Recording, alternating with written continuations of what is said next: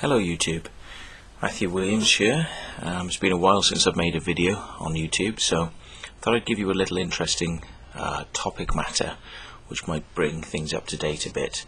In my sort of travels, a lot of people ask me, well, why do the researchers say that crop circles are made by aliens? And the answer to this is quite simple. It comes down to a little thing called money.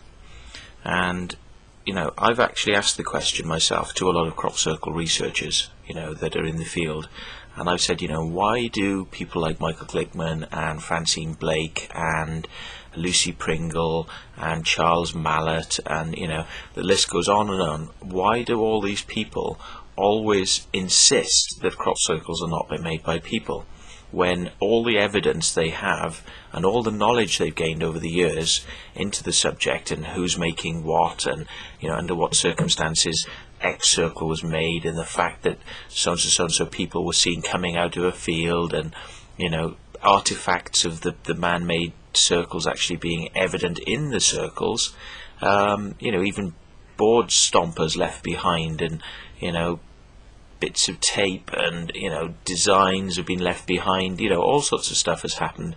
And why is it that with this being the case, that all these researchers would say that aliens are actually making the circles?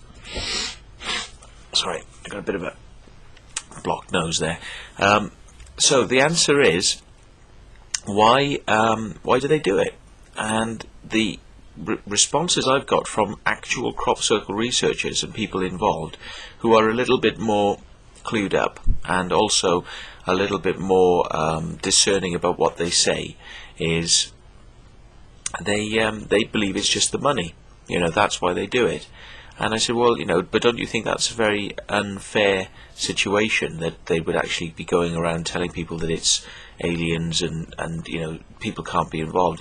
And the responses I get back time after time from these people is, well, it's just the money, it's their business, it's why they do it, is to try and maintain the business.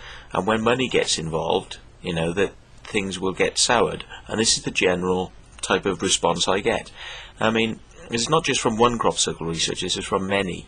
And this just seems to be the case, that I find it hard to believe, and this is why I've banged my head against the table, many times, trying to understand why crop circle researchers can't get the fact that people are making the circles. Why? Do we need to help them? Are they thick? And of course, when you try to help them, and you say, look, I can help you understand what makes the crop circles, they go, oh, no, I don't need your help. And it's like, well, I think, well, they must be very arrogant then, because they seem to be getting it wrong. And when you ask them, can I help you? They say, no, I don't need your help. So why don't they accept this fact? And it's probably, but I'm an idealist, I don't like to believe this, but it's probably because they just believe if they tell people that it's aliens, they're going to make some more money out of it. And they're going to keep the book sales coming, and they're going to keep the photo sales coming, and the tours, the tour guide stuff they do in the summer, and their lecture tours, where they get money from that. And I would have preferred to have thought that it would have been more an ego thing. It was an ego thing going on, in so much as these people wanted people to just believe them, and they wanted the status from having being believed for their particular opinion or theory. I mean, but this isn't shared. That feeling that I have there, that it is just an ego thing, is not shared by many crop circle researchers. They believe that the reason that most crop circle researchers don't say that it's actually people is because it stops the gravy train. That is their own belief. This is what they tell me. So, and this comes from there are people I speak to and I know who are actually heavily involved in this, and they've actually admitted, yeah, we know it's people. We actually know it's people, but we don't say that it's people, because it just upsets the other people that we deal with, that supply us photos, and we put stuff out and this sort of thing, and it's like, you think to yourself, well, you all really do know. You all really do know, but the only reason you're not saying is because of the money, and that's a bit sad. And I've always found that a little bit sad, because it's not research, it's not true research. And if you're telling people this and continuing the lie and the deception, then this is the real reason why I come back and say, well, who are the real hoaxers?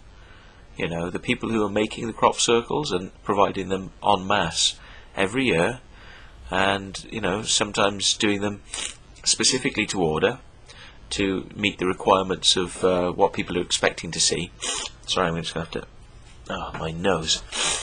God, I hate getting hay fever in the summer. It's terrible. So, why keep this myth going? And, well, the apparent opinion is it's money. So if you want to give me your views and opinions on that, we'll discuss them. But, I think that because people, like, Francine Blake has been specifically told by a farmer on an occasion that a circle has been made for a reason, he's been paid for it. And she goes back to her, crop circle conference and tells everybody in the conference, oh no, we have no evidence this was man-made. And I mean, in clear cases like that, where she knows specifically that things have been man-made, and she will then, even then, go and tell people, no, definitely not man-made. This is absolutely outrageous, but they do it, and we have clear evidence they have done it on, many occasions. So they know the score, they know the game, and they are choosing to play it for their benefit, for monetary purposes. And I just wondered whether people thought that was a little bit sad. And I'd be interested in your views, so get on the comments.